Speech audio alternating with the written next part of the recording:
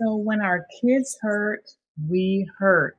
What does that look like in the lives of a special needs family? Well, we're going to talk about that today in another episode of Thriving Special Families. I am your host, Crystal Sanford, and I'm so honored to have our guest today, Dr. Barnes. Hi, Dr. Barnes. Hi, Crystal. Thank you for having me on. Oh, I'm so glad to have you here. It's really my pleasure. Parents, if you have the time to sit and listen to this, I really promise you're going to get a wealth of information with our topic today, secondary trauma in the lives of special needs families. If you're engaging with us through our podcast, then welcome. I'm so glad to have you here. If you are watching us live, then welcome as well. Feel free to add your questions or comments to the comment section, and we'll do our best to answer those along the way today. And then lastly, always know that the information that is shared is for your informational purposes only.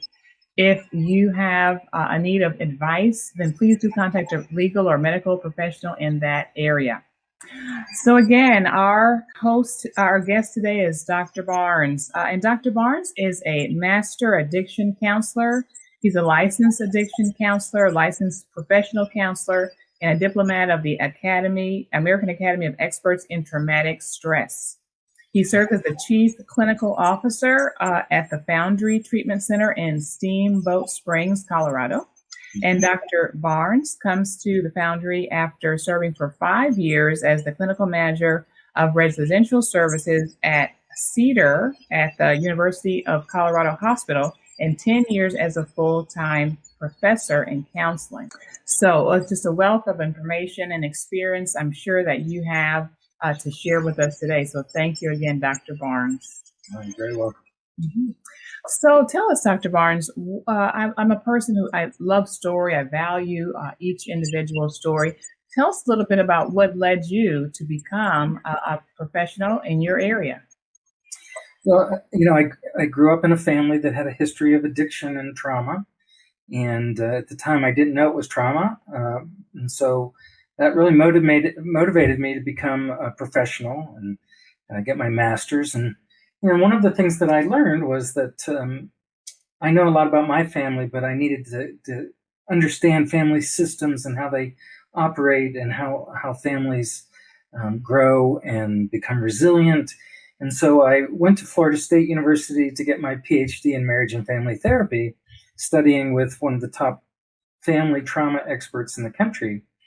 And in the process, our son, who was 5 at the time, who is now 34, very healthy, survives this story, was hit by a car and spent 3 weeks in intensive care and another 3 weeks in the hospital and then time and body cast and all that. So it just sort of emerged out of a family need and my need to learn.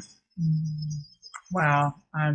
First of all, I'm so glad to hear that your son, survived that traumatic experience. But there you were studying this topic, and here you are living it out during that time. That had to have been tough, but maybe helpful in your family situation. Well, it really was. And one of the things that kind of stimulated my current thinking was my wife and I realizing just how impacted we were by this. Mm-hmm. And so often he would be the one that would say to us, hey, I'm okay. Wow. You guys need to take a look at yourselves. And we're talking 7-year-old kids saying, why are you looking at me like that? Yeah. Oh, wow. That's amazing. I heard a story recently and I thought, man, it just really resonated so strongly. And I'm so glad my kids were there to hear that. And it kind of goes along with this.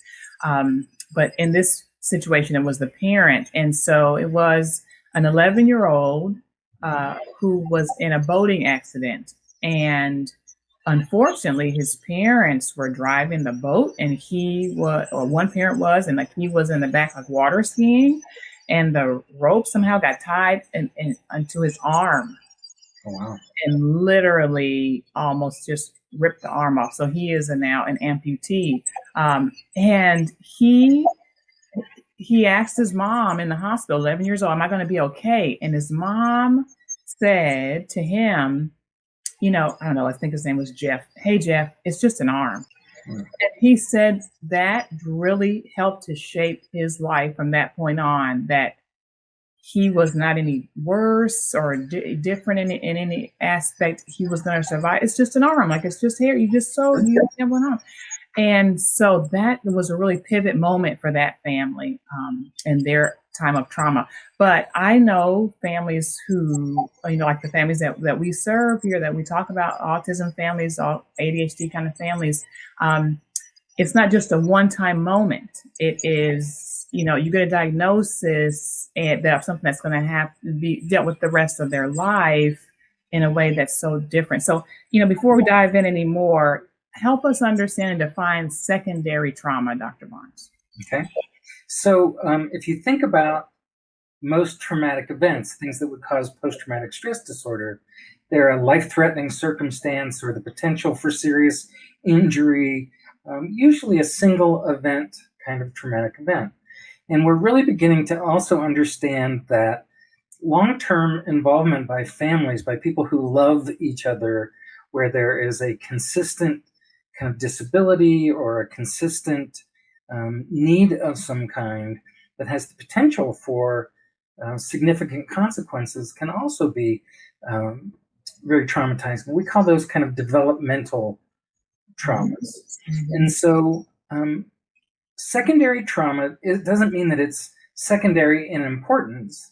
It means that it is the trauma that we experience as loving parents or as loving siblings when we have to live with someone we love who is having consistent symptoms that are impacting us. And people tend to think of trauma as being linear, meaning an event happens, the person experiences it, they have symptoms, and then the people around them react to it.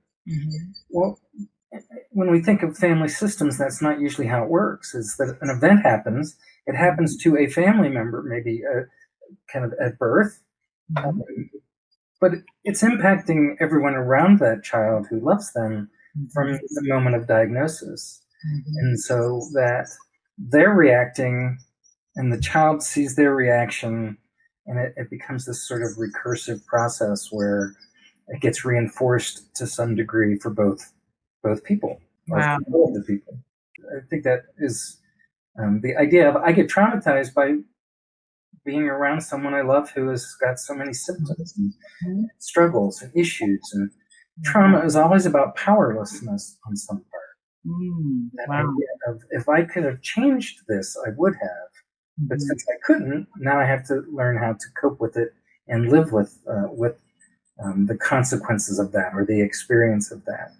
And so often that's the root of a need to feel like I have to be in control of everything. And I have to be hypervigilant of everything. Because once we experience that sense of, I couldn't stop this. Yeah, this is so good. I mean, and parents, if as you're listening, I really hope that you're kind of keying into some of these key points. Secondary trauma, like you said, it's not secondary in importance. That's really huge. And then also, it's a sense of loss of control, I guess, as you're saying, that you wish this thing, this event, or this experience, this diagnosis did not happen. And now you have to deal kind of with the aftermath and what life's going to be like.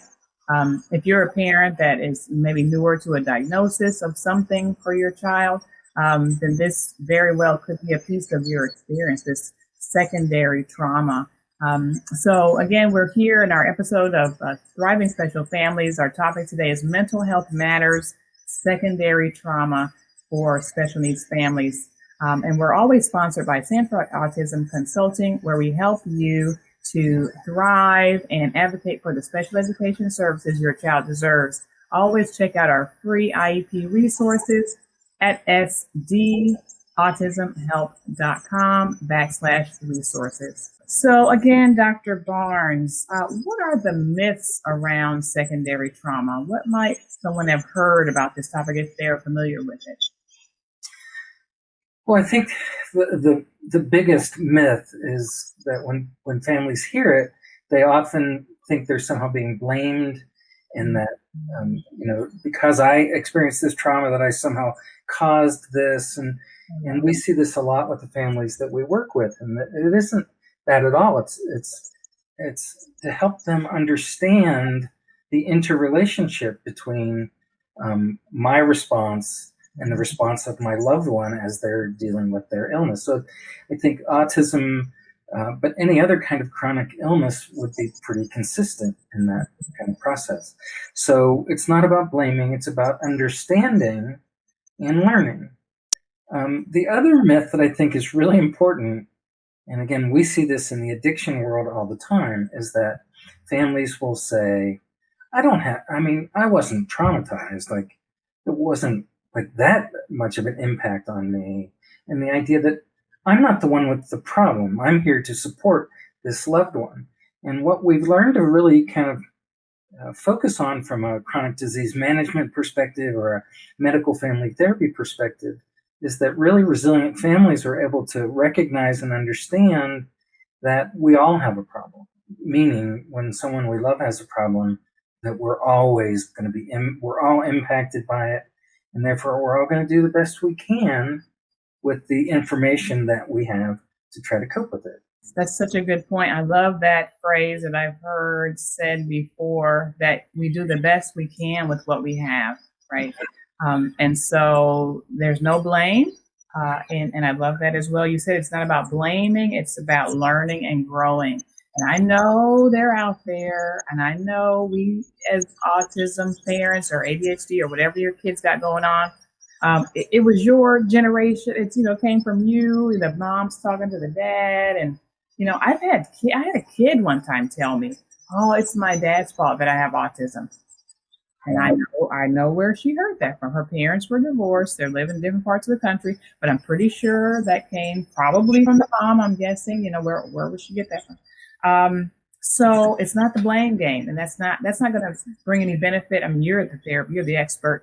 Blaming is not going to bring help or healing. And we do need to realize we do need to heal.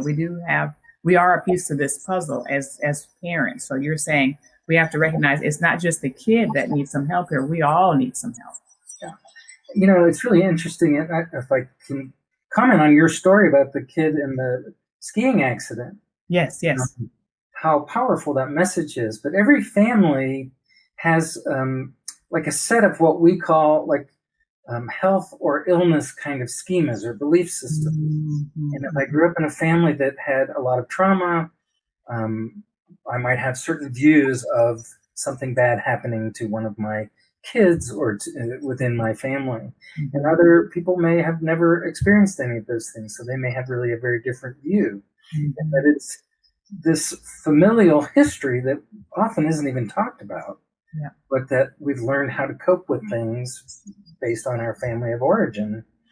A lot of times families don't like that I ask them about their family, but it's really so that I can understand what some of those schemas or myths might be.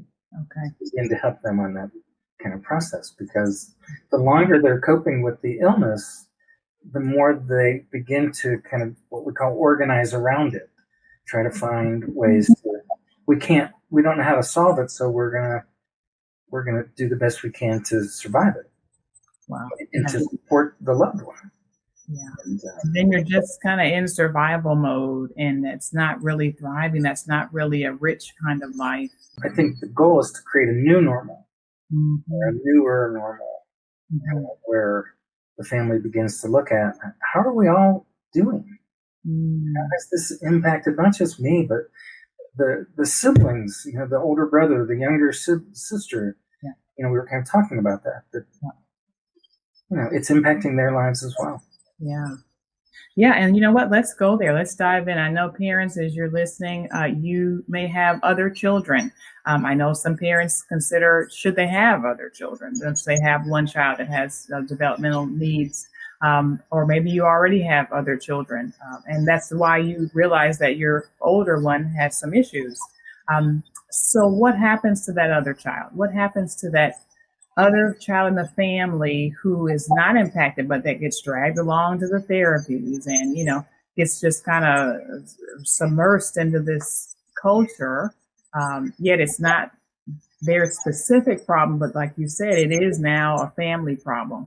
What can parents do to support that sibling?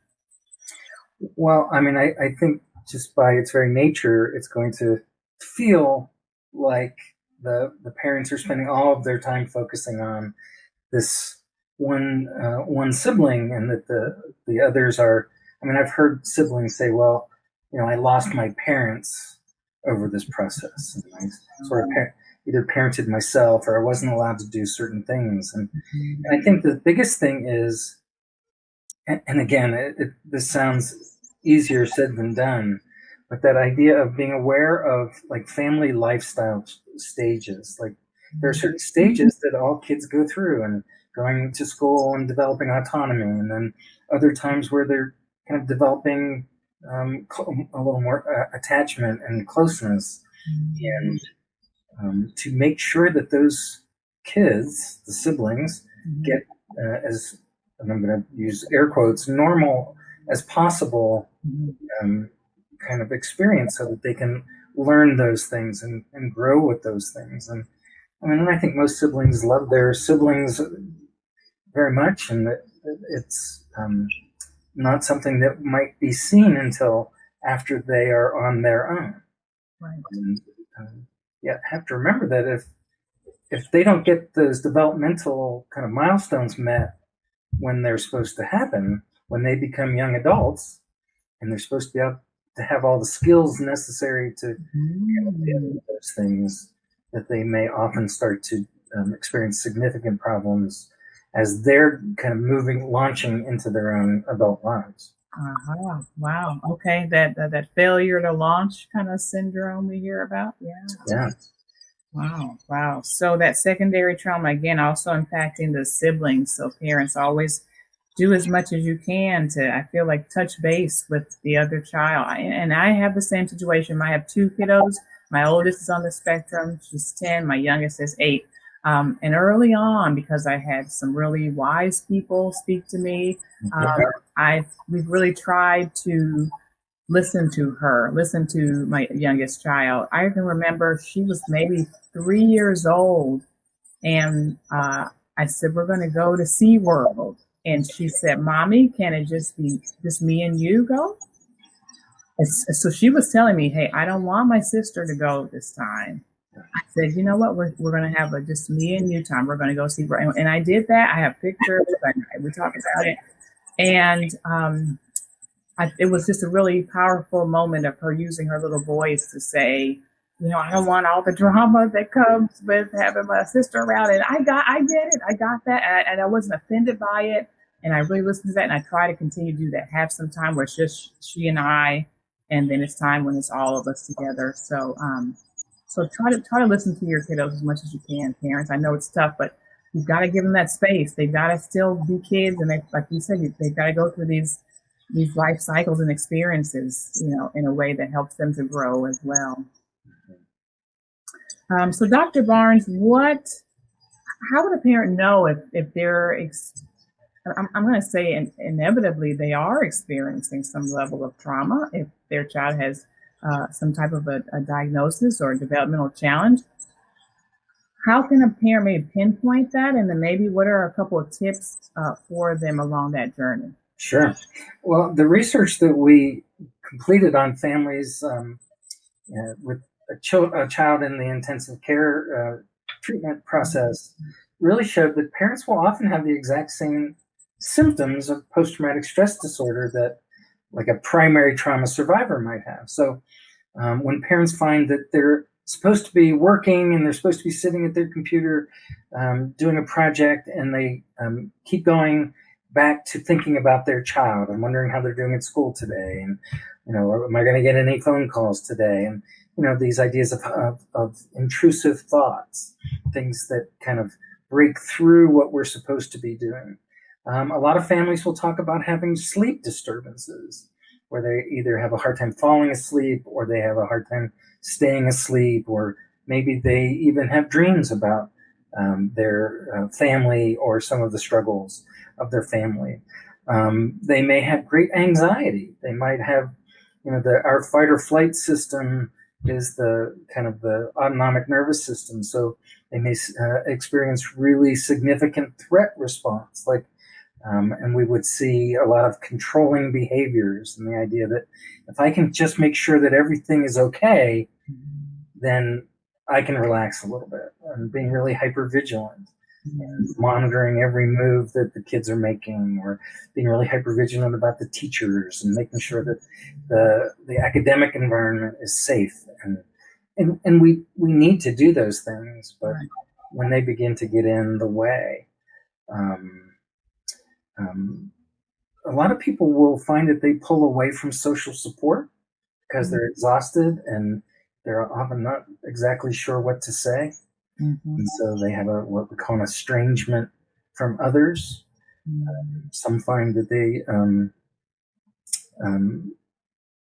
the things that they used to do for, like exercise or fun, are the first things that go away because that level of caregiving is exhausting.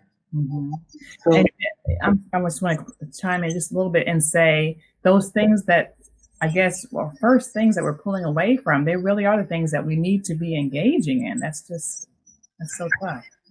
Well, and it's interesting. I was doing a lecture with some of our families, and I used the term compassion fatigue.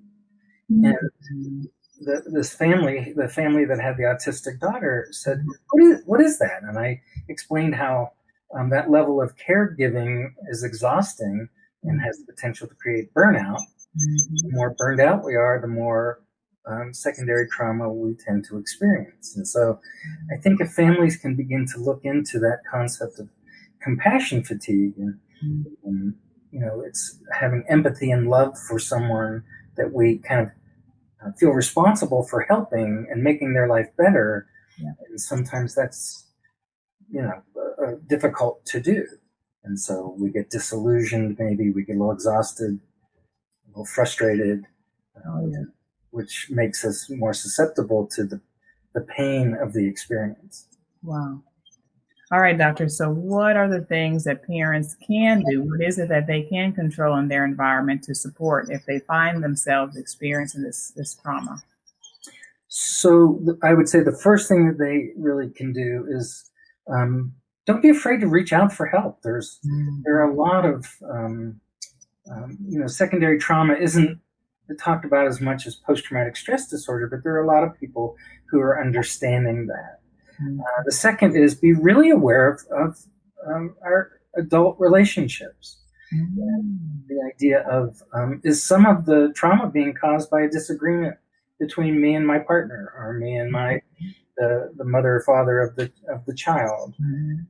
Oftentimes, what we see is what we call systemic traumatic stress, which is we see more arguments, more conflict, more disagreement, because we've tried everything. And so one person gets closer to the child and really overprotective.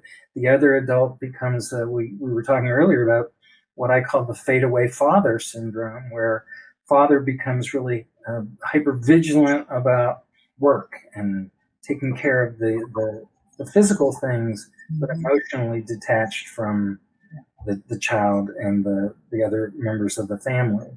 And so, again, being really open to looking at intimate and marital relationships or significant partnerships, and whenever noticing that they're really deteriorating, or that their struggles are happening, or that systemic trauma is happening, to reach out for help quickly before it really becomes really disruptive, not just to the partner but to the kids. So mindfulness, self-care, exercise, like I said, the things that we generally do to feel better take energy. And so when we're so busy doing all these other things, they tend, nurses will often say, I used to run, I used to exercise. And I say, what do you do now? And they say, I watch Ellen. I get home, I'm exhausted. I think families will often do the same thing, that they let go of those things that energize them as opposed to exhaust them. Now, I'm going to say, doctor, and I always have to say this because there's always going to be a parent that it feels like though they're so thick in this, I mean, maybe you have just kind of, peeked into their window and now you put a word to it. They realize they are in the midst of experiencing secondary trauma, and they're going to say, I don't have the energy. I've got nothing left. How in the world can I engage in any of these things that he's telling me? What is your advice for that parent? Well, I mean, I think it's interesting.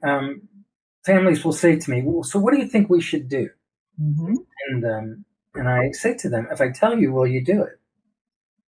And the most common answer isn't yes. It's rarely no. The most common answer is, well, it depends on what you tell me. Yeah, yeah, uh-huh. And they're not really asking what to do. They're asking to see if we're on the same page. Uh-huh. And I was watching a TED Talk by Simon Sinek, who said the reason that people don't do what we suggest to them is that we haven't helped them understand why. Why is it so important? And I would start to say that I think the energy comes back fairly quickly when I believe that the reason I'm going to make these changes is not only in the best interest of me, Mm-hmm. but in the best interest of my child and their siblings and other members. Okay. So I think isolating just keeps the heaviness of that depression or that exhaustion. And social support, well, yeah, the research is really clear. Social support is the number one mitigating factor through trauma. Wow. And if we can allow ourselves to talk to other families who have been through this, who have been successful in this, I think that's how you regain your energy. Yeah, that's amazing. Parents, I hope that this show, Thriving Special Families, is one way that you're able to connect with me, with other families, with professionals who get you, who understand where you are, and are able to provide support. Doctor, you've just given us a wealth of information. Really, the tip of the iceberg, though. I mean, I think, like I said before the show, we could talk for hours. Just I can have a show on each one of these little things that you've shared here. But in our closing time, and if parents, if you have further questions, feel free to add those to the comment section. But as we're closing, can you share, Doctor, maybe a little bit about a success story, maybe a family that you've worked with that you're able to support in this area? Well, I mean, there are several, and I'm trying to think of the best way to explain the scenario, but a family that had become very disillusioned by the treatment environment, very disillusioned by schools. They were just not having very much success. By the time I got involved, they were very much us against kind of the world and their belief system. Idea of we've been battling this forever. And I was able to help them through talking about a lot of the things that we're talking about right now to kind of have a shift in their perception of what they were actually dealing with. Okay. So I'm of the opinion that if I see the world through a certain lens, then all the solutions that I have to fit that lens.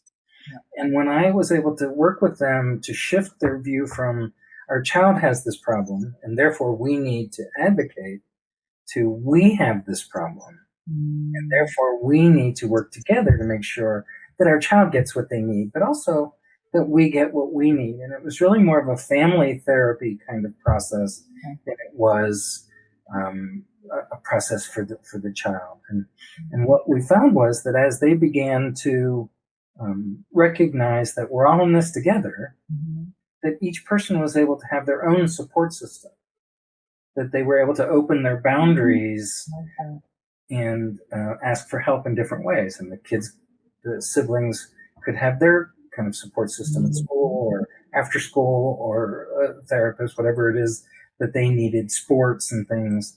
And that what we began to see was the relationship got better between the parents because they were actually working on those, that the siblings were more involved in family functioning in a healthy way, and that they were able to actually get some of their needs met in those life cycle stages that we were talking about.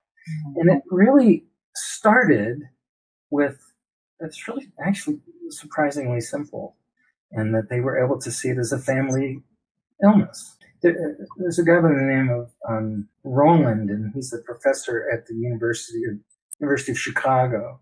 And he said, when families have those worldviews that say it's not okay to ask for help, or that asking for help is a sense of weakness, that it is almost always a shaming process when we don't have the ability to control the world and make it better. And so it becomes more of a shame-based process. And when families can begin to empower each other to ask for help, with the risk that other people are going to find out that we're struggling, boy, the healing process actually becomes incredibly unexpectedly present. Yeah. That's so beautiful. I'm so happy to hear that that family was able to get to a space of support and healing and hope for their family. Doctor, what is your advice for parents who are saying, you really have just hit the nail on the head for us. We want to dive into this. How can they find maybe a qualified therapist that has this level of understanding? I would think, I'm happy if people would send me an email and I can help them find resources. We have connections all over the country. I think there are really progressive educational systems where they are really aware and understanding of this, that I think reaching out, being able to say to that school counselor or whoever it is that you're working with, that we're struggling as a family. Do they have any resources? But that idea of always having to look okay, the flight attendant says to put the oxygen mask on yourself first before you put it on the kid. And sometimes just being really honest with the school, they have all kinds of resources that maybe would not have been available to a family that doesn't appear to believe they needed it. Yeah. Now that's awesome, because maybe parents who are listening, if you've listened to my show before, I was a speech pathologist for 20 years in public schools, and that just makes me think about resources that are available from your school counselor. If you're in middle school, and you may have maybe a less consistent one, but you should have access to a school counselor in your elementary school. Maybe even if mental health provider. There are mental health providers, either contracted or district employees in your school. And it just takes you reaching out, parents. And it's actually a piece that can be put into the IEP, where parents can receive counseling and training. Parent training can be an accommodation in your IEP if it needs to even go to that level. So reach out to your team. They do have a wealth of resources and will be very willing to share, but they've got to know that you need it. So you've got to, open that door first to receive that help, as well as Dr. Barnes is just really willing to support us as well. So let us know, Dr. Barnes, for those who are listening to the audio, how can they reach out to you? I think the easiest way is by email.